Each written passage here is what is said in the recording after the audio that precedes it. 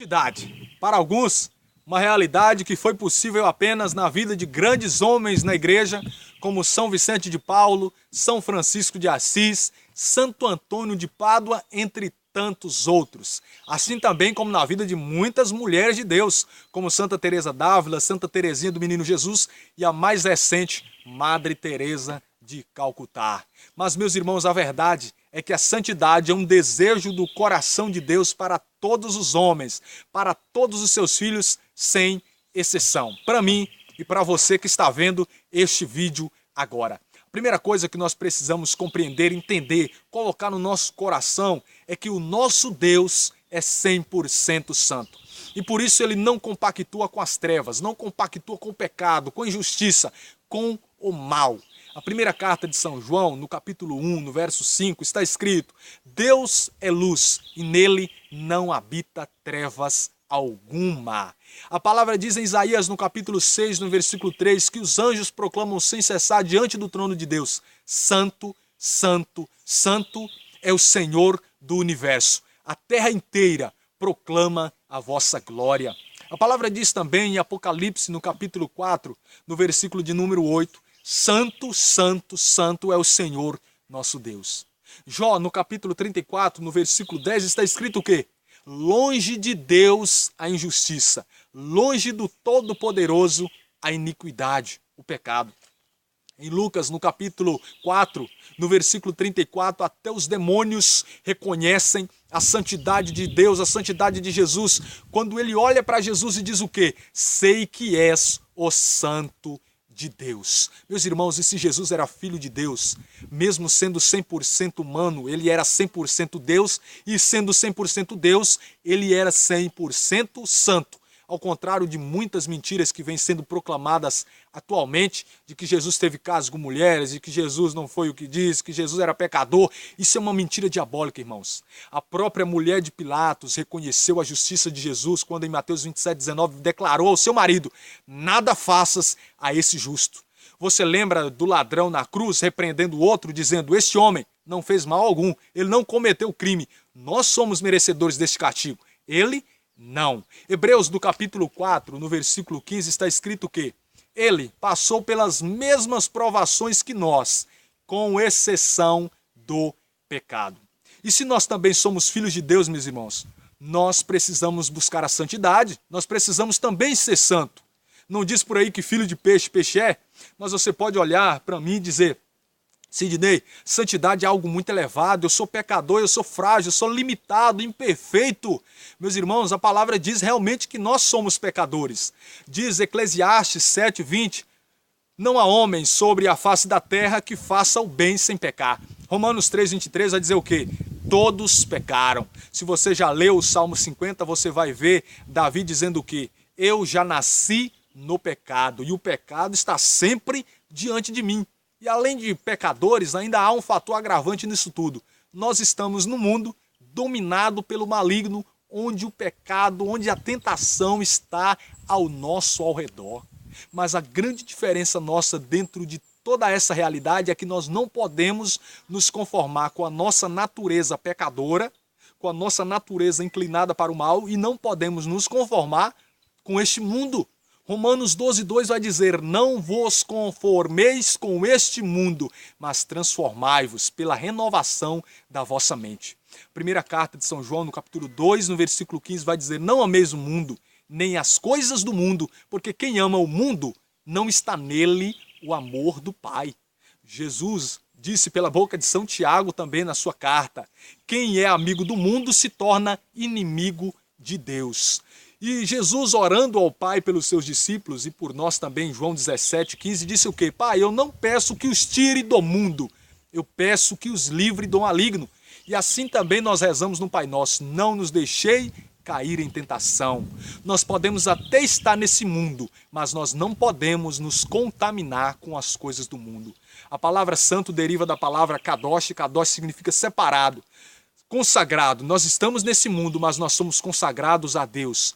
A nossa meta é o céu. Colossenses 3 vai dizer o quê? Buscai as coisas do alto, onde a vossa vida está escondida em Deus. E quando nós vamos analisar a palavra, meus irmãos, nós vemos que a santidade É um mandamento de Deus, de Jesus para todos nós, como eu disse no início.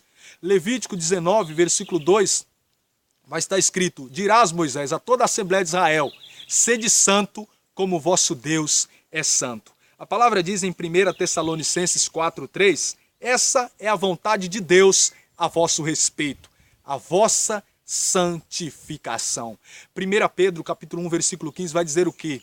Sede santos em todas as vossas ações. E Jesus vai mais além quando em Mateus 5,48 diz um absurdo para nós: sede perfeitos como vosso Pai do céu é perfeito. E sendo assim, meus irmãos, a santidade precisa envolver toda a nossa vida, todo o nosso ser, todo o nosso entendimento, toda a nossa vida. Pois diz a palavra em 1 Coríntios 6,19, vosso corpo é a casa do Espírito Santo, é o templo do Espírito Santo. Então, a santidade precisa envolver o nosso corpo. Pois também diz Romanos 12, capítulo 12, versículo 1, ofereça os vossos corpos em sacrifício vivo, santo e agradável a Deus. Jesus não pode habitar num corpo totalmente imundo. Você queria, por exemplo, morar numa casa onde só há imundície? Claro que não. O Espírito Santo é sensível também. O Espírito Santo já diz é santo e precisa habitar numa morada santa. Meus irmãos, a santidade precisa envolver a nossa mente. Quais têm sido os nossos pensamentos? Será se tem sido uma oração constante? Ou será se nós temos pensado coisas ruins, pensamentos negativos?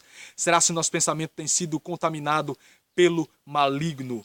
A palavra diz em Sabedoria 1,5, o Espírito Santo se afasta dos pensamentos insensatos. A santidade precisa estar presente no nosso coração.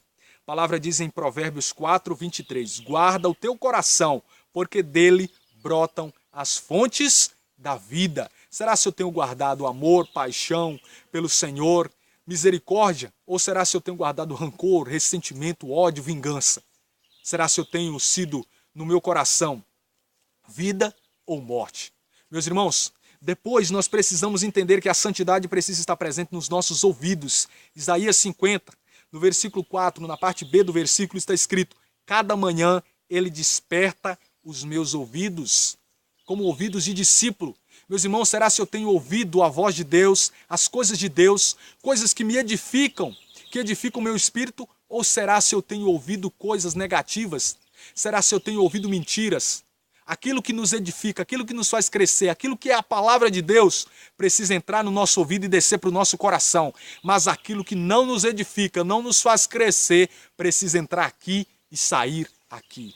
A santidade precisa estar presente na nossa boca, na nossa língua, meus irmãos. A palavra diz também em Isaías 50, no mesmo versículo 4, na parte A, deu-me ele língua de discípulo para confortar os abatidos, meus irmãos.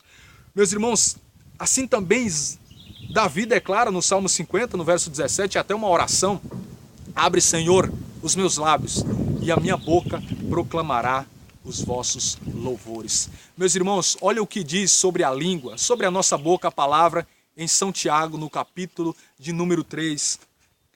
Também a língua é um fogo, um mundo de iniquidade. A língua está entre os nossos membros e contamina todo o corpo, e sendo inflamada pelo inferno, incendeia o curso da nossa vida. E lá no versículo 8 está escrito, a língua, porém, nenhum homem a pode domar. É um mal irrequieto, cheia de veneno mortífero. Com ela bendizemos o Senhor nosso Pai, e com ela amaldiçoamos os homens feitos à semelhança de Deus. De uma mesma boca procedem a bênção e a maldição. Não convém, meus irmãos, que seja assim. Meus irmãos, será se a minha boca tem proclamado bênçãos ou proclamado maldições? A santidade precisa estar nos nossos lábios, na nossa língua, na nossa boca. Meus irmãos, a santidade precisa estar nos nossos olhos, que é a janela da alma. Jesus falou o que em Mateus 6:22? O olho é a luz do corpo. Se o teu olho é são, todo o teu corpo será são. Mas se o teu olho está em trevas, grandes serão as trevas do teu interior. O que é que nós temos visto? O que é que nós temos olhado, meus irmãos? Os nossos olhos serão para proclamar a glória de Deus. No Salmo 100 está escrito, não porei nenhum mal diante dos meus olhos. Meus irmãos, a santidade, para finalizarmos este vídeo, precisa envolver e ser uma verdade na nossa vida, porque somente por ela nós veremos a Deus. O Salmo de número 14, eu vou ler ela para todos nós. Eu vou ler esse salmo. Está escrito o quê? Senhor, quem há de morar em vosso tabernáculo? Quem habitará em vossa montanha santa? O que vive na inocência e pratica a justiça. O que pensa o que é reto no seu coração. Cuja língua não calunia. O que não faz mal ao seu próximo e não ultraja seu semelhante. O que tem por desprezível ou malvado, mas sabe honrar os que temem a Deus. O que não retrata juramento, mesmo com dano seu. Não empresta dinheiro com usura, nem recebe presente para condenar o inocente. Aquele que assim proceder, jamais será abalado. Somente pela santidade, pela justiça, nós poderemos entrar, como disse esse salmo, no tabernáculo, na morada de Deus. No Antigo Testamento, os sacerdotes precisavam entrar no Santo dos Santos, no lugar onde Deus habitava. E eles só entravam ali e permaneciam vivos se estivessem purificados. Pelo contrário, se eles estivessem em pecado e entrassem no Santo dos Santos, eles seriam mortos. A palavra diz, meus irmãos, em Lucas 1, 74, 75, possamos servi-lo em santidade e justiça, aonde? Em sua presença. A palavra em Hebreus, no capítulo 2, no 12, no versículo 14, está escrito: procurai a paz e a santidade, sem a qual ninguém pode ver a Deus. Em Lucas 15, 22, contando ali a parábola do filho pródigo, quando ele retorna, o pai acolhe aquele filho. Mas o que diz no versículo 22 é o seguinte: o pai pediu para que os seus servos ali trouxessem uma veste nova para aquele filho, ou seja, restituindo ali a sua santidade para que ele pudesse entrar em sua casa. As vestes brancas que no Apocalipse, o evangelista João vê aquela multidão de vestes brancas diante de Deus, aquilo ali significa a santidade daqueles que sobreviveram a este mundo de pecados, meus irmãos. Meus irmãos, nós precisamos entender diante de tudo isso, que a santidade precisa ser um estilo de vida meu e seu, porque não há alegria no pecado. No próprio Salmo 50, Davi declara o quê? No versículo 14, devolve-me, Senhor, a alegria da salvação. E para finalizar, eu cito aqui a frase de Santo Agostinho que diz o quê? Se o pecado é o motivo da tua tristeza, deixe que a santidade seja o motivo da tua alegria. Fique com Deus e até o próximo vídeo, em nome de Jesus.